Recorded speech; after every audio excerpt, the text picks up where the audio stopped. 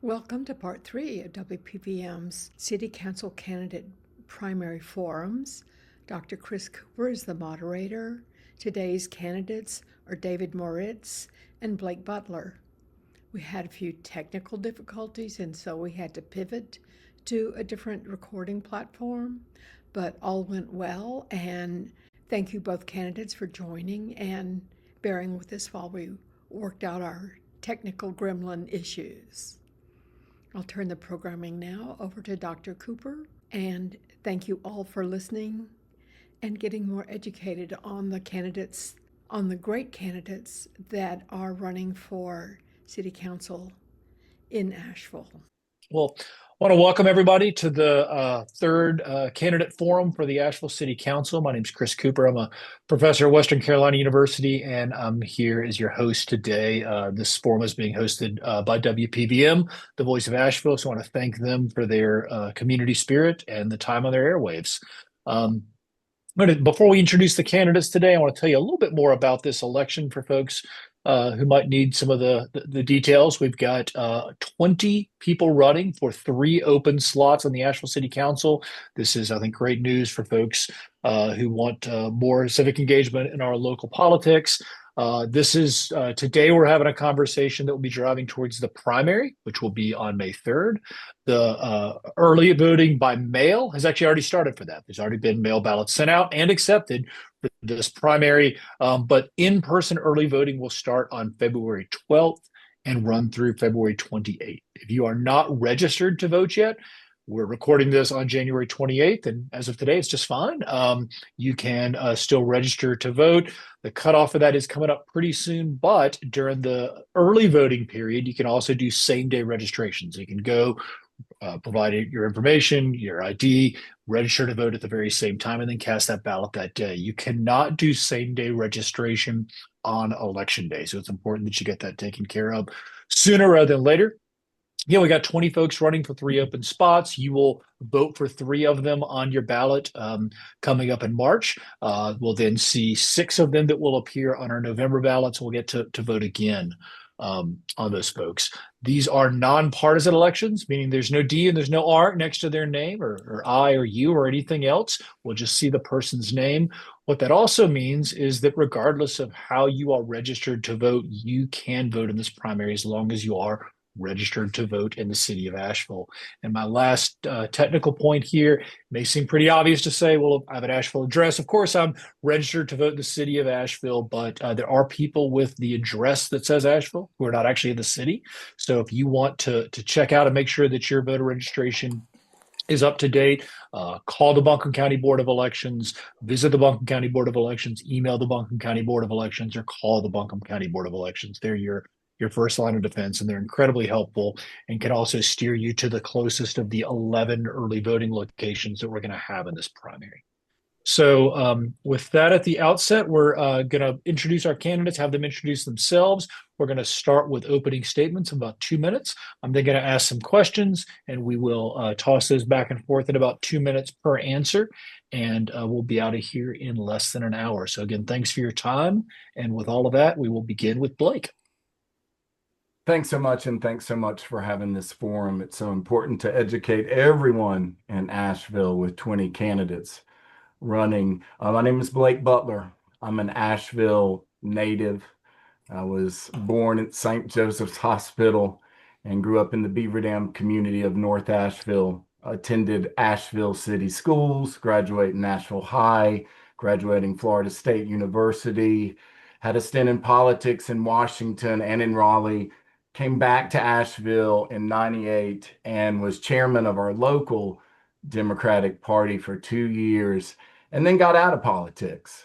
So for the past 26 years, I have co-owned and been a partner in 3 businesses, including Adapt Public Relations, a local media communications and public relations firm that has been in downtown Asheville since 2013, and I currently work in today. 72 DPI, a full-service web design firm that operated in downtown Asheville for 8 years, and I worked with hundreds of businesses and nonprofits, and we specialized in the real estate industry.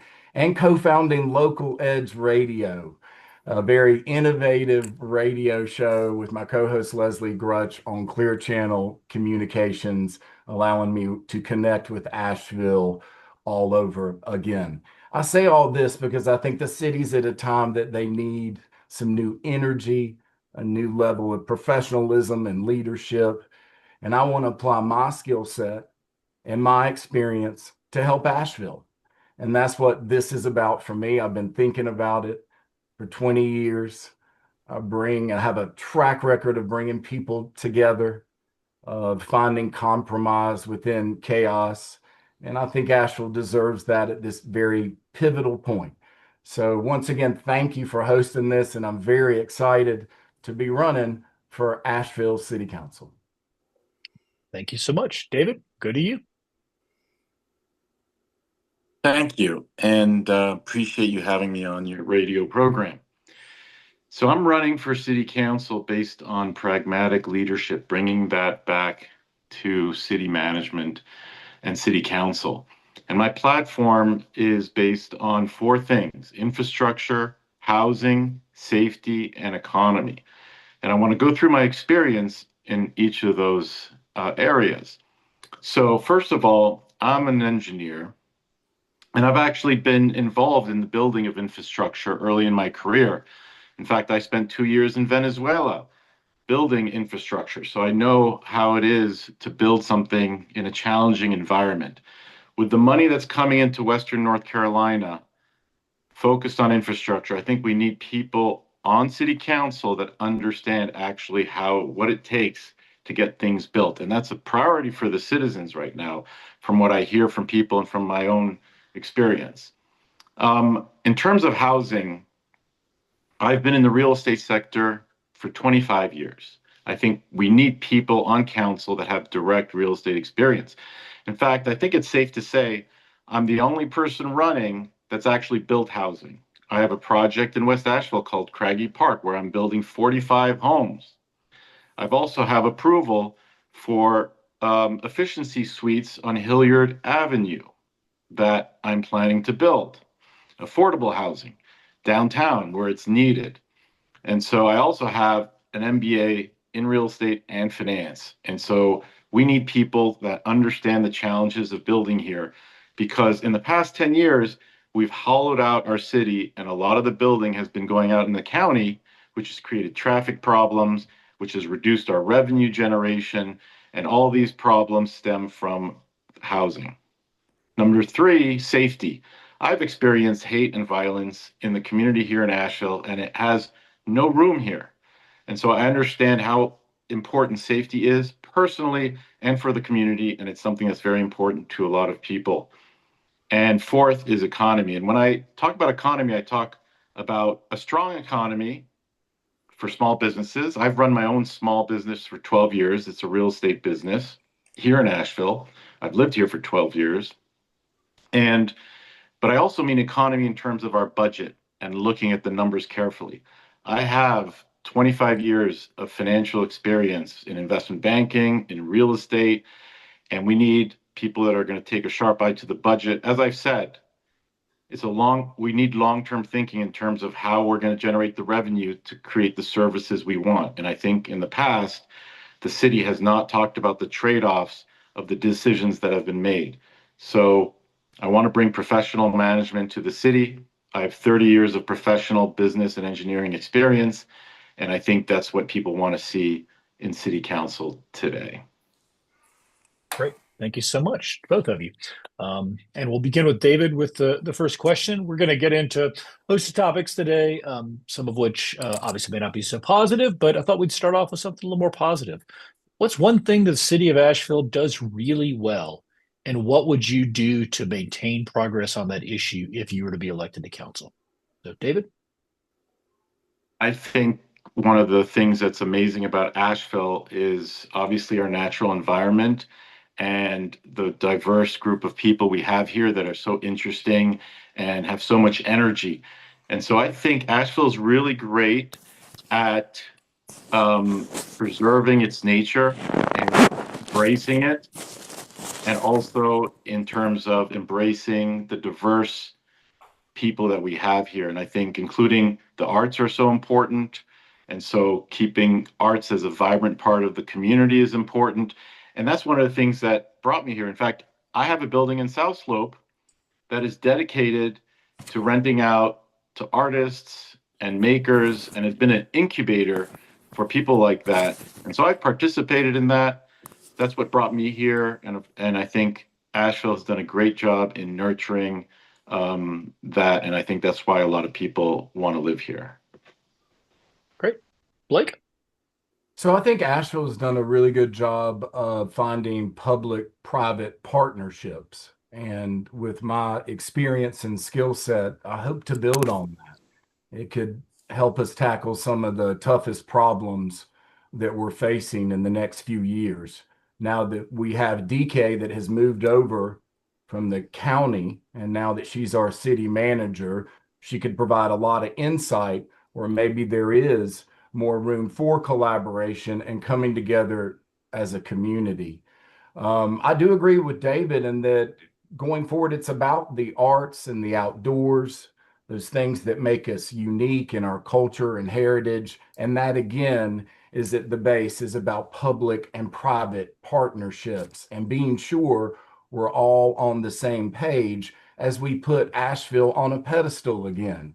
I mean, we all have a vision of what we want Asheville to be, but it's nice if we can all come forth together with a shared vision. And I think those public-private partnerships allow more folks to get engaged with government, with nonprofits, and with initiatives and issues that matter the most. Thanks so much to both of you. Appreciate that. Just a quick follow-up. So really great articulation of kind of what we do well. I'm really curious to hear a little bit more about if you were on council, if there are specific policies you would propose or support or strategies that you think the council, the city should take to maintain progress on those issues that you identified. So we'll start back with David on that. So you're talking about how we can promote both the outdoors and our people. And I think what you've seen recently where the city has been good about that is we have funding that's coming for the recovery of Helene. And if you've seen, $15 million has just been allocated to helping small businesses, including artists and other businesses that have been affected by the storm. So I think Asheville has been very good about looking very carefully at the money and helping support the people after the storm. I think maybe some of that could have been quicker, I think some people would say, but it's a complicated process to go get the money from the federal government and then allocate it. And so I was very pleased that they've been helping local organizations that do support the arts and small businesses, because that's really a very important part. And I think the city should continue to do that. Great. Thank you, Blake. So I heard that question a little bit differently, and that maybe what they could do a little bit better and what I might be able to bring to the table. I think in a lot of cases, if I look back over the past couple of years, communication has been one of the biggest issues. And folks not knowing what's going on in council, how the process works. And in the latest case of learning about this $30 million deficit shortfall gap, whatever term you want to use, it's still $30 million. I believe that could have been communicated properly 3 months ago. I mean, I'm in the business of public relations and crisis communications, and it's important that your stakeholders, your citizens know what's going on. I think what you'll hear is a common theme from all the candidates that we do want more transparency in the process so we know how more citizens can get involved and have a voice. But we need to do a better job at that. And, you know, I can utilize my skill set to help with that. I do think it starts with communication. And right now, with so many people disengaged with city elections, I think we're seeing that they're waking up and saying it does matter. And with so many candidates running, we have multiple voices represented. So finally, Asheville is coming alive in a nonpartisan election, which I love, because I don't think there's any answers in either party platform for Asheville, for Asheville's future. Partisanship brings divisiveness, vitriol. We cannot find the answers bringing that into city council chambers. So I'm really glad this is a nonpartisan race because this is about Asheville. Great. Thanks to both of you. For the next If I question, could- we'll if start I with. could just Sure. follow up on that to be a little bit more critical, if that's what the question was geared towards. I agree with Blake. I think the surprise of the $30 million budget gap shouldn't have been a surprise. I do think overall, and one of the things I'd like to bring to City Council is really explaining to our citizens the trade-offs of the decisions we make. And I think that in the past, City Council has sometimes become performative, where they only talk about one side of the issue. So, for example, I've been trying to communicate with the citizens through my social media recently. I've done quite a few videos. One example would be the Sears project, where all it was performative, and the project kept getting delayed, and council didn't really explain the tax revenue impact of having that project there, the impact of not approving it, which now is just going to be an empty parking lot. So that's just one example where I agree with Blake.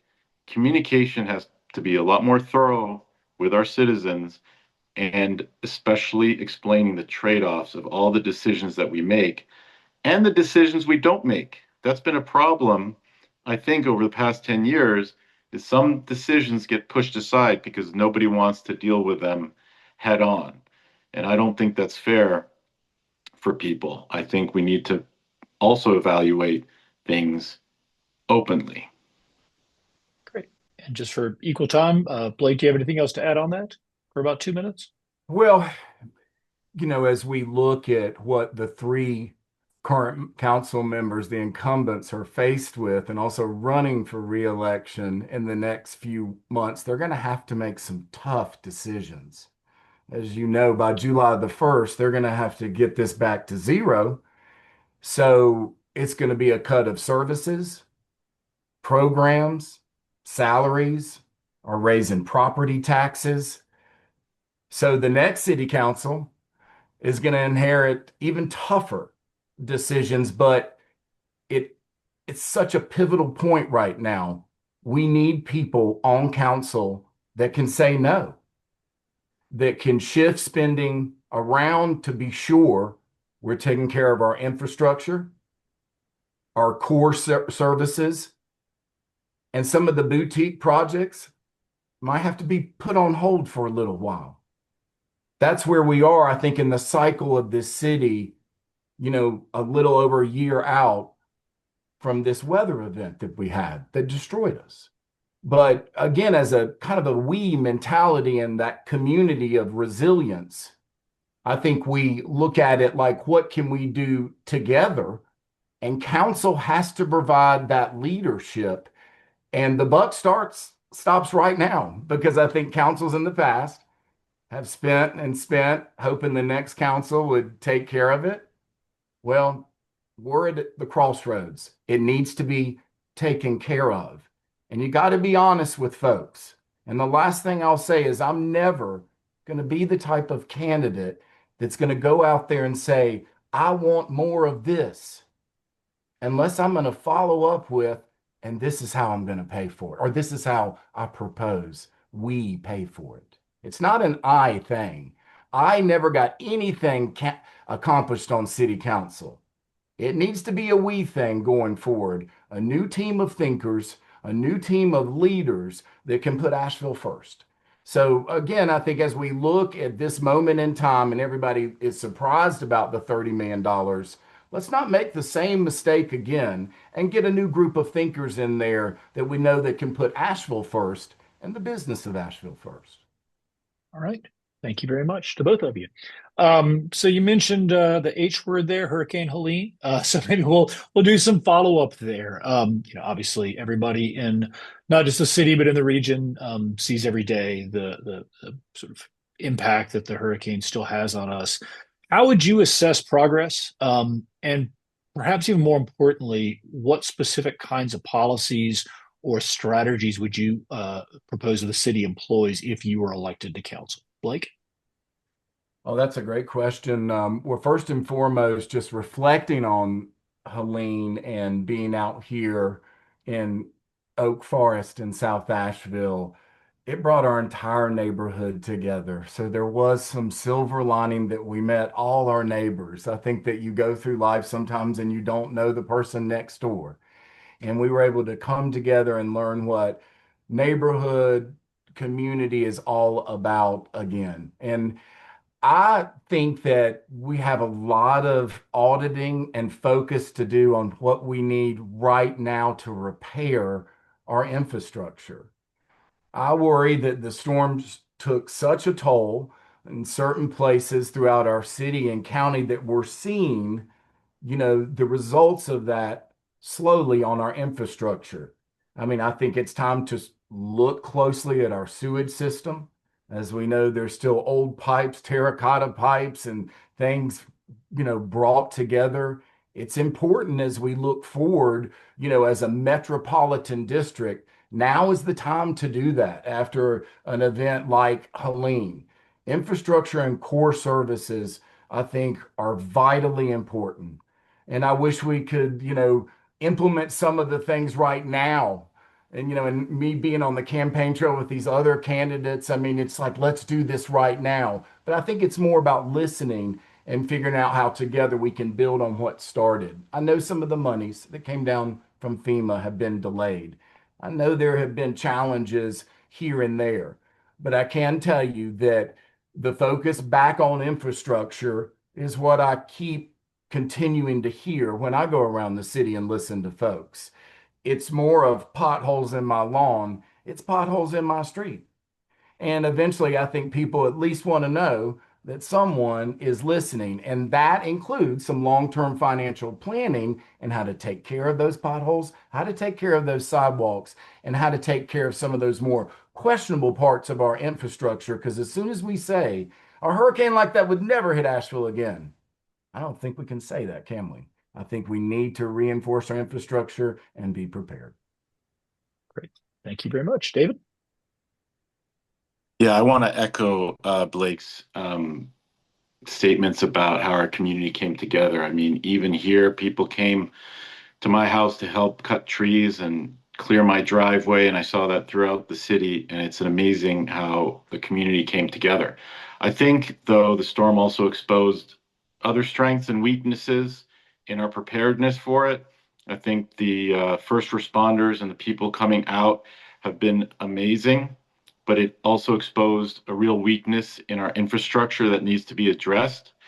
What's interesting is a few years ago, when asked by Mountain Express what I thought were the biggest concerns of infrastructure, I mentioned that our stormwater system is a real weakness given our topography and given how storms affect us here. And so no one could have predicted what happened in Helene, but I think it was clear to many people that our infrastructure wasn't up to the task.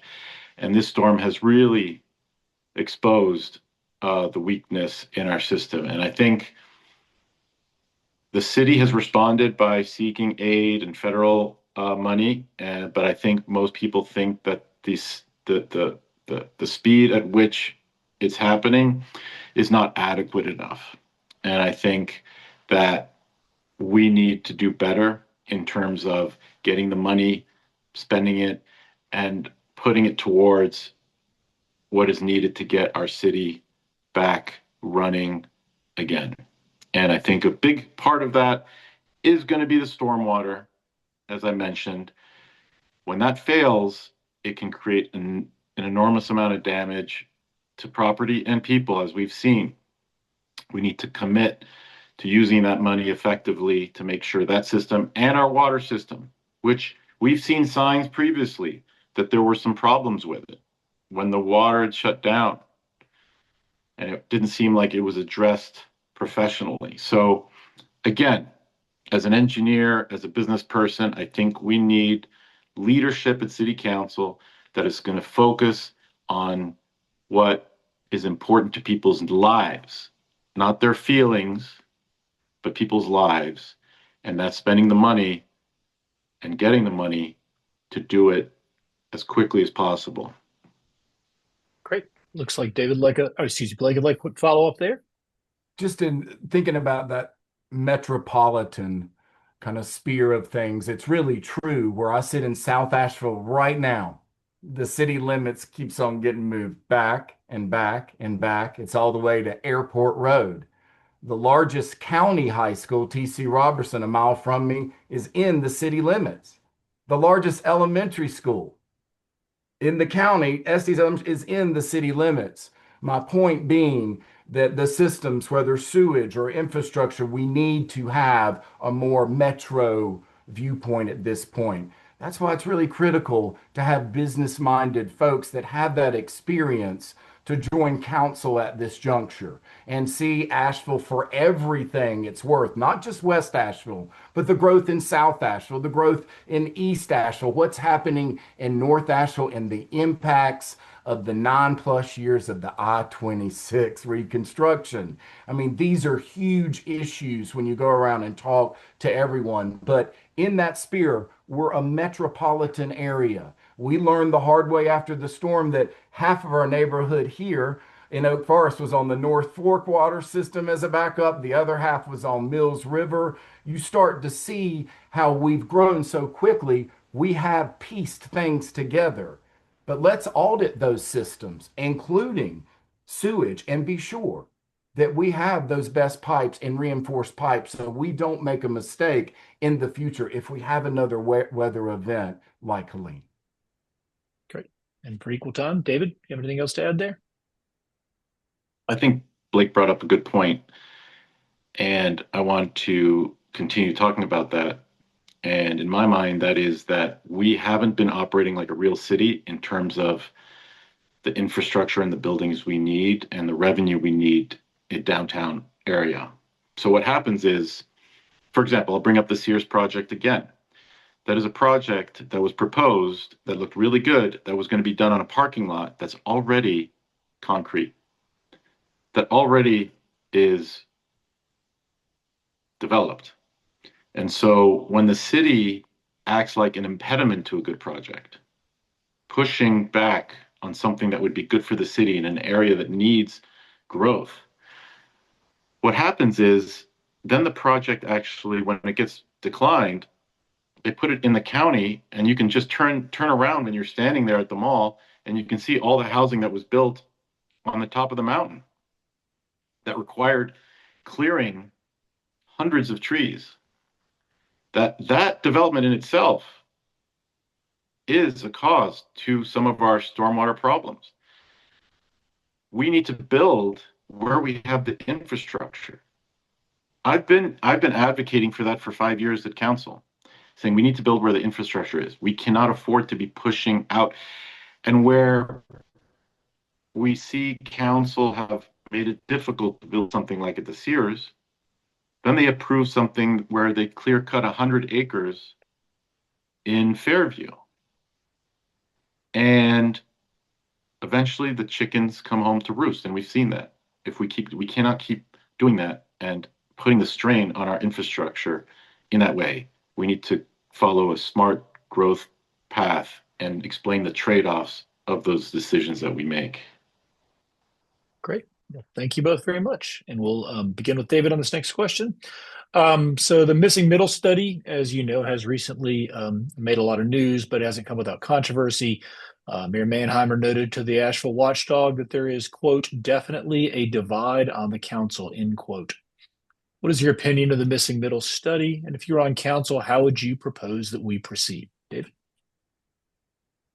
Well, first of all, I am disappointed that we engage in many studies that never see the light of day.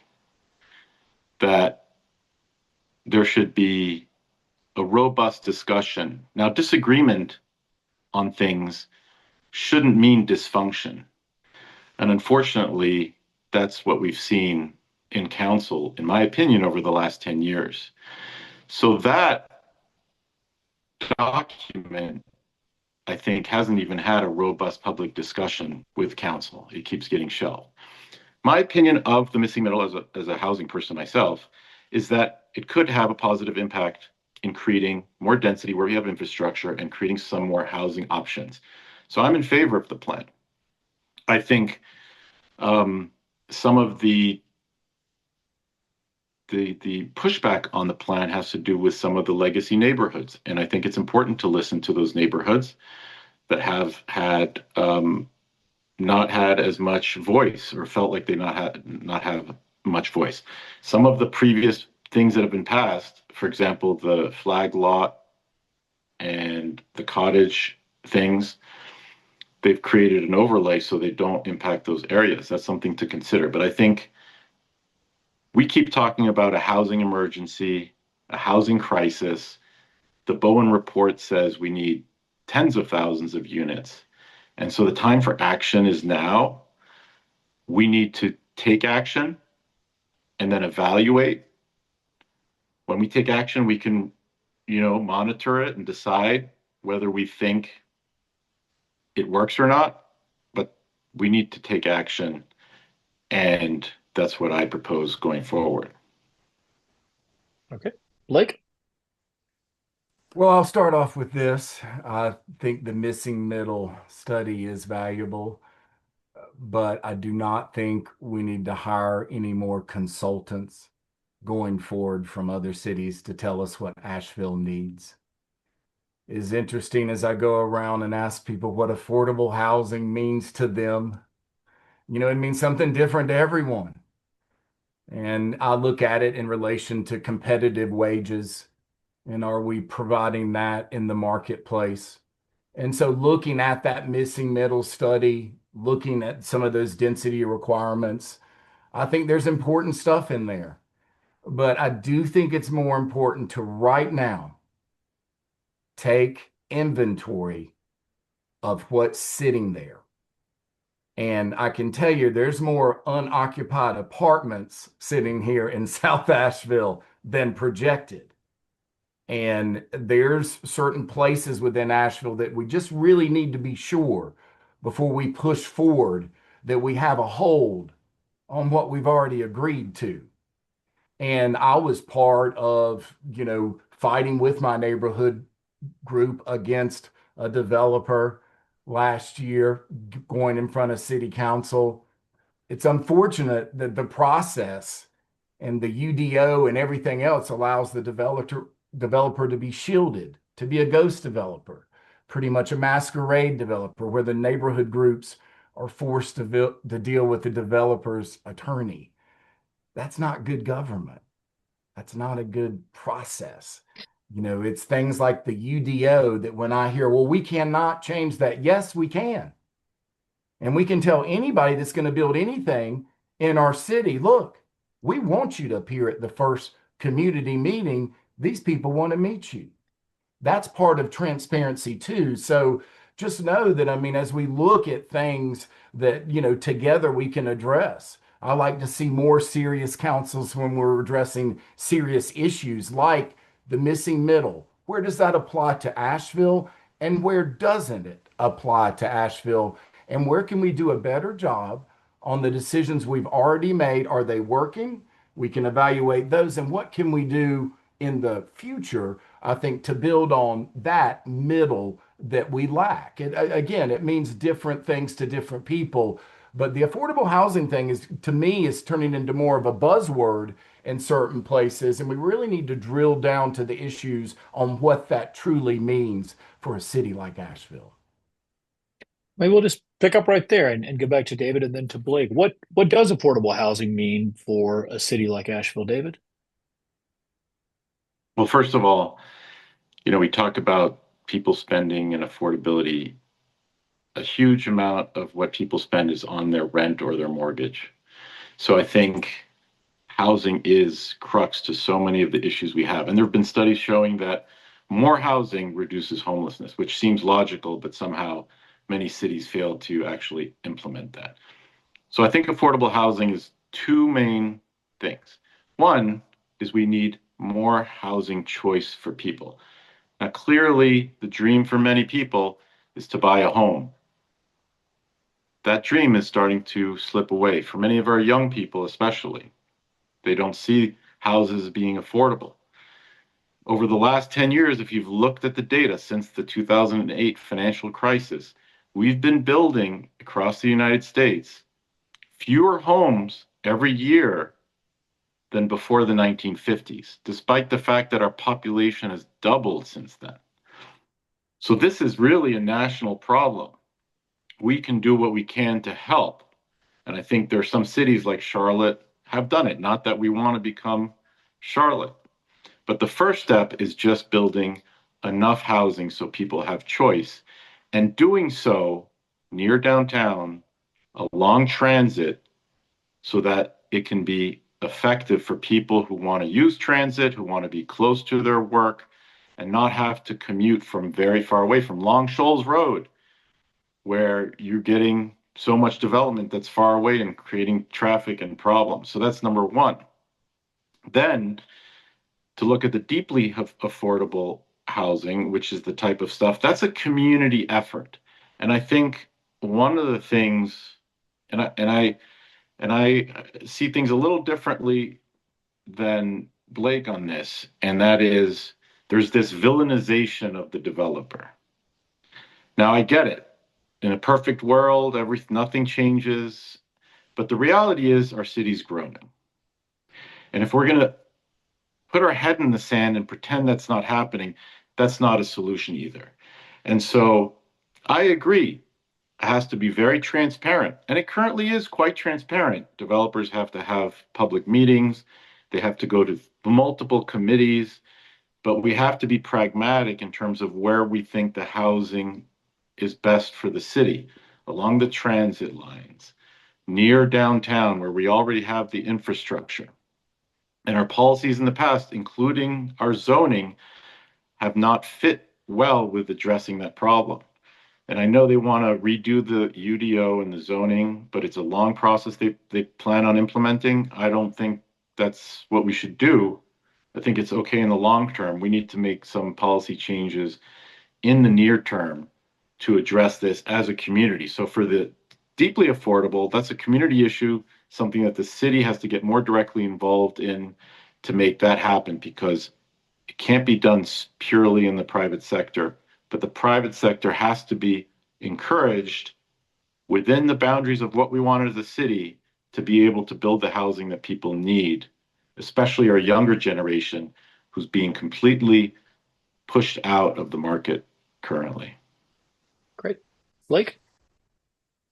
So my answer is going to be a little short and sweet. More housing choices, applying density, where possible, and really, like when I say the word audit, just really a close look at, where we can apply more housing choices that make sense. Possibly utilizing use by right in new developments, taking a closer look at that. I still am not a huge fan of conditional zoning and conceptual plans. But again, it's something in this whole team mentality that I envision, that I plan to learn more how that could be fine-tuned and the process could become more transparent. I will say that I've been pivoting a little bit on affordable housing to continue that discussion on competitive wages. I think it's really important to remember that we have folks that come here to Asheville that already have plenty of money and aren't looking for employment, and then just look around for the right house to buy. Then we have those folks that are in the service industry and that are really the tributaries and the fuel of our downtown and our restaurants and our small businesses. So there's just a different, a diversity of folks that's looking for what's affordable. And in that becomes competitive wages. Could I afford to live in Asheville if I got this type of job or this type of job? So I do think, just taking it one step further, when I've heard that we've lost the Costcos and the Amazons of the world, I've thought, what gives? Why would we lose them? They would love to come to our area. We need those competitive wages. And it's more about acting in the best interest of Asheville, not creating infighting between the council and maybe the chamber and the EDC, Because I can tell you the Amazons and the Costcos of the world watch that. And other companies might say, well, don't go to Asheville. There's way too much drama there. They'll end up fighting each other on who's meeting with you and who's going to do what. Well, I can tell you this much. I love to close deals. I mean, in a sense, like I've loved to sit there and when we've landed a web design project or a new public relations client, I feel just so fulfilled, like, yeah, we did it. Now we get to finally work on this project. And again, I think, together, this is something we have to address. Who's the team we send out to go see Costco?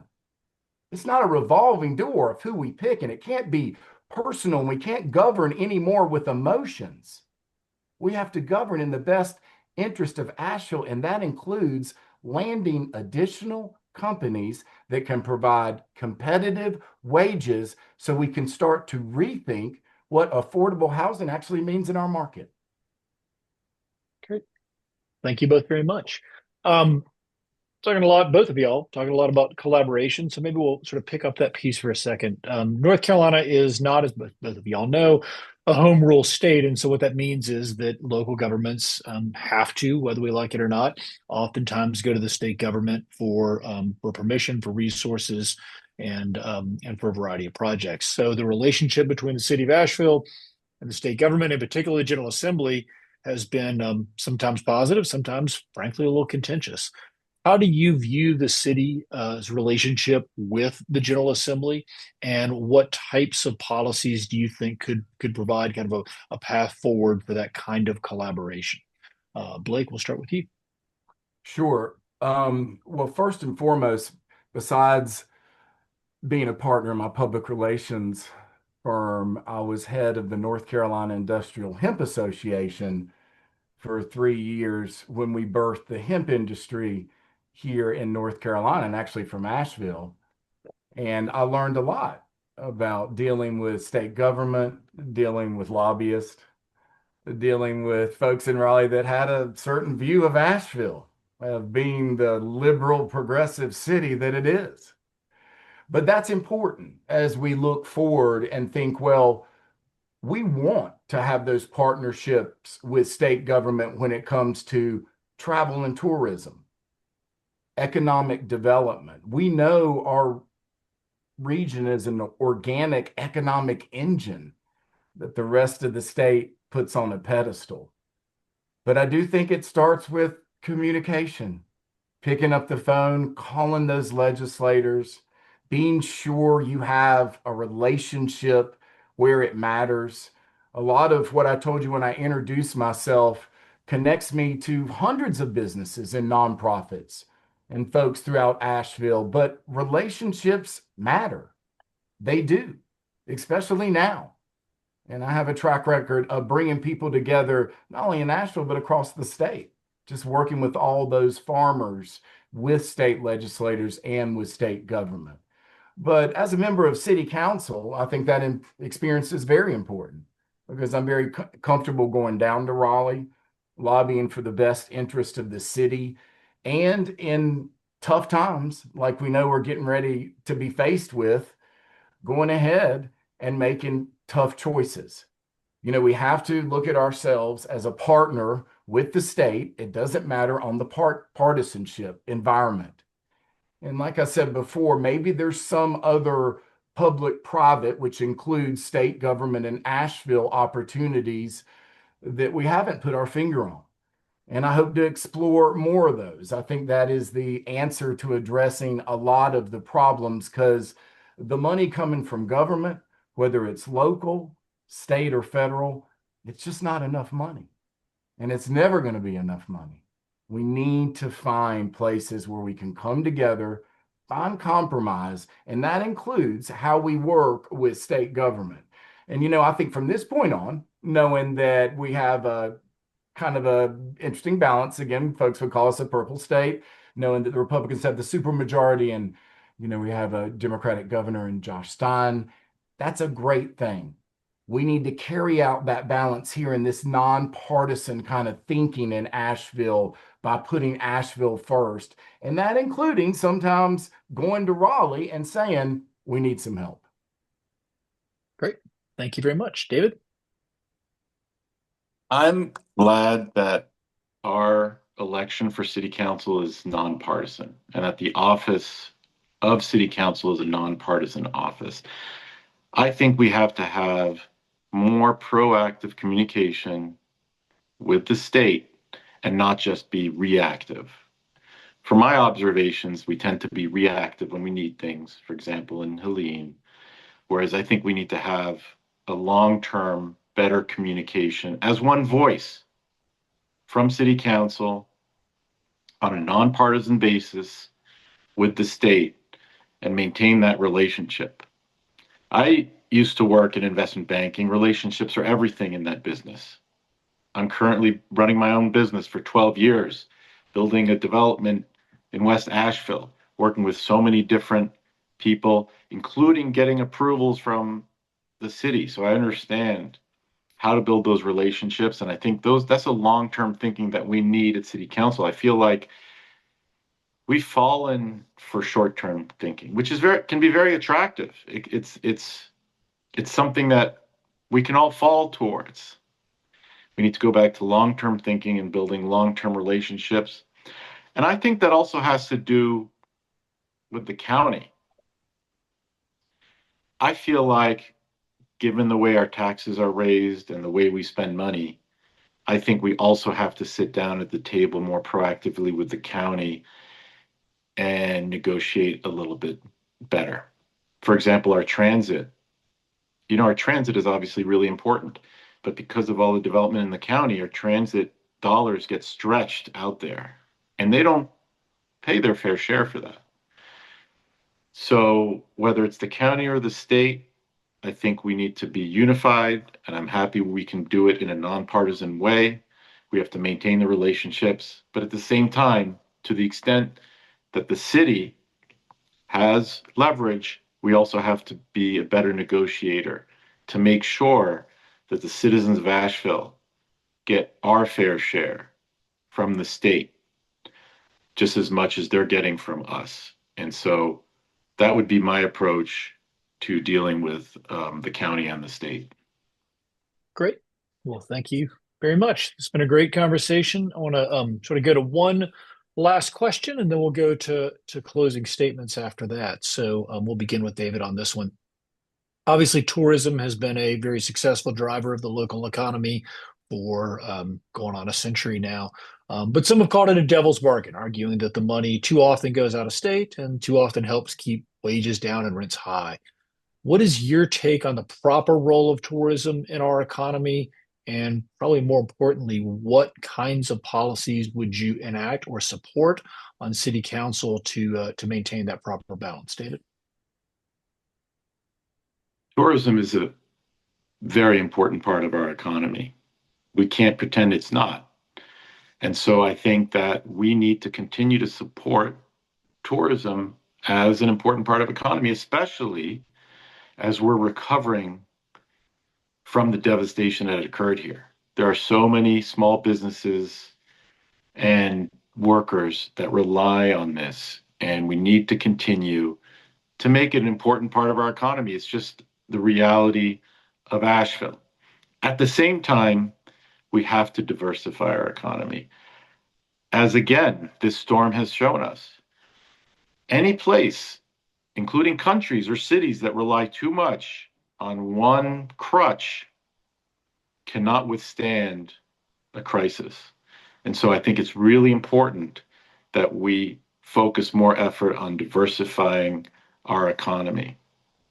And that also means that we can't keep pretending that we can just say no to things and not suffer the consequences of those decisions, which I think has happened in the past, like Costco. I mean, they're still going through it, but we act as if we're doing them a favor. Whereas everybody I hear, all the citizens I hear, want a Costco. In fact, what also doesn't get discussed is how much a Costco in that location could alleviate traffic of people instead going to Sam's Club. There's not a lot of amenities over there, but the growth is continuing. There's only like an Ingles and maybe an Aldi's getting built. And so we kind of sometimes feel like we make these decisions in a bubble and don't actually look at how it impacts our overall economy. And so I think that we need to maintain tourism as an important part of our economy, but work in ways that we can diversify our economy and attract more businesses here. And that's really important. And when it comes to, for example, the TDA, I think a continued negotiation and trying to see if we can use some of that money where we think it'd be more effective, as opposed to just purely on marketing. I think some people have issues with the amount of money that goes to marketing when our infrastructure or certain things cannot cope with what we're trying to pitch to the outside world. So I think there needs to be a better balance with the way that money is spent. And so that's my overall approach. I think it's important to realize we're driven very much by tourism, but we also want to have a strong foundation in other areas of our economy. Wonderful. Thank you so much, Blake. Well, as an Asheville native, I've seen our tourist economy grow organically. When I was younger, it was all about the leaf season, when folks would come into Asheville to see the leaves. And we had the slogan, Cool Green Asheville, which I love, by the way. You know, it used to be on t-shirts. I kind of like that vibe that we had back then. But understanding the history of how we built that tourist economy, from the Vanderbilts opening up the Biltmore House when the city needed it the most, from L.B. Jackson, you know, shining a searchlight from the top of the Jackson building in the late 20s, all around Western North Carolina, that says, come to Pack Square, come trade. We have this searchlight. We have like electricity. We're the beacon. And that was, as you know, the tallest skyscraper in Western North Carolina. But that's that organic kind of tourist economy that we built because of the culture and the heritage of our people and some of the natural things that happen around us, like the leaves changing. So now, as I look at it, you know, we've created all sorts of different, you know, revenue streams when it comes to our tourist economy. If I think about, you know, in the last 15 to 20 years, we were definitely all hands on deck when it came to Beer City, USA. And we were very successful there, as, you know, we were put on the map for so many breweries, but it created jobs. And it allowed some of our local community colleges to bring in the science of what it means to brew beer. So there was a lot of silver lining in what we did there. But if you pivot to right now, I would love to see a more organic approach, like all hands on deck for Beer City, USA, for the arts and outdoors. Something that we can all put on a pedestal. We know that the RAD coming back online is so important to the future of how downtown operates. The galleries downtown are joining together, and the DAD. This is about all the arts in Asheville. Arts are for everyone, and outdoors are for everyone. So just building on what we have here naturally, people are still going to paint. They're still going to be woodworkers, whether we put them on a pedestal or not. But it's time to start all coming together and realize how we're unique as a city and what gives us character as a city. And it's some of these things that are right in front of us. We just got to embrace them again and all get back on the same page. And that's what I think creates a diverse tourist economy that locals can be proud of too. Wonderful. Thank you so much. So this has been a great conversation. We will move to closing statements of around 2 minutes. And Blake, we will start with you on this one. Well, first of all, thank you so much for providing this forum. I really appreciate it very much. And thank you to David, who is with me today in this discussion. This is the first time I've ever met David, and I know we'll see each other in a lot of these candidate forums. But As I said before, I have in the last 26 years been part of 3 different businesses, worked with multiple nonprofits and community partners. I'm an Asheville native that grew up here, graduated high school here at Asheville High, and I want to bring my experience, my skill set to Asheville City Council to put Asheville first. And I mean that in that I've thought about running for office for 20 years. And this is my first time ever running for office. And it means a lot to me. And I think this is a serious time for serious candidates. And you must have a track record of bringing people together. There is no room for I. You will hear more we in everything that I talk about going forward. And I look forward to listening to more of the Asheville stakeholders, citizens, and voters in the coming weeks as we head into the March 3rd primary. So thanks again for the opportunity to be here today. Thank you. David? Thank you so much for the opportunity to be here. I also want to thank Blake for this conversation. It's been great to talk about issues that are important to the city. I want to reiterate pragmatic leadership, and I've been trying to make that interesting. But at the end of the day, it's blocking and tackling. And I think we need to bring professional management back to City Council. I have 30 years of professional experience as an engineer, as a business person, 12 years here running my own small business. And it's been amazing so far, putting my hat into this race, talking to people all over Asheville and hearing their concerns. And I have to say that the idea of professional management at City Council has been really well received. And I want to be honest, I want to be straight talking, and I want to make sure that we communicate the trade-offs of all the decisions we make together as a community. And we can only do that if we're transparent and if we talk to all the citizens here. We can have disagreements without being dysfunctional. And I think people feel like the leadership has been dysfunctional. And I welcome the opportunity to be on City Council, to work with the people on City Council, and to make better decisions for the long-term viability of our city. And one specific point I want to make is that housing constantly comes up as a major issue here. And we want to bring housing to people, to new people, to young people, while at the same time protecting existing residents. And that's something that requires significant thought. And I'm the only City Council member who has direct experience in the housing sector, having built housing, trying to bring affordable housing downtown. And so since it's so wrapped up in all the decisions we make as we build our city and as we make it viable for everyone, I think that's something for people to consider. So I hope I get to meet more people during this campaign. It's been wonderful to talk to anyone. People can go to my website, which is David for AVL, and there's my phone number and email. I welcome anybody to contact me directly, and I would continue to be open and responsive should I be elected to City Council. Wonderful. Well, thank you both so much. And thanks to WPVM for hosting us today. Thank you. Thank you, gentlemen. That was so good. Oh, it was And fun. it was David great. and I obviously can do that every day if we need to. And Yeah. next week we're going to And- start doing it every day.